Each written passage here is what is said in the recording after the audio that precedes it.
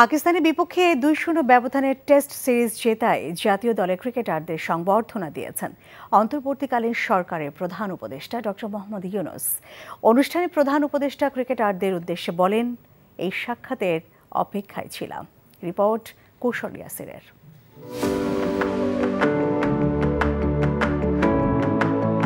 রাজধানীর তেজগাঁও কার্যালয়ে সংবর্ধনা অনুষ্ঠানে ক্রিকেটারদের স্বাগত জানিয়ে প্রধান উপদেষ্টা ডক্টর ইউনূস জানান, পাকিস্তানের তাদের এই অর্জন ঐতিহাসিক। ক্রিকেটারদের অর্জনে গোটা জাতি গর্বিত। জাতির পক্ষ থেকে ক্রিকেটারদের অভিনন্দন জানান তিনি। এ সময় তিনি খেলাধুলার গুরুত্বের কথা তুলে ধরেন।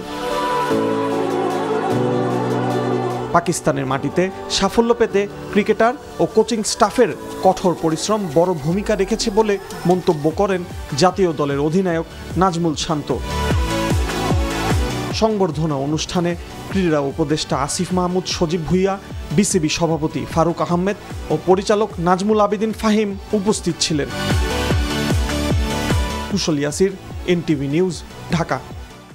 এনজিওর কিস্তি প্রথমবার বিকাশ পেমেন্ট করলেই 20 টাকা ইনস্ট্যান্ট ক্যাশব্যাক।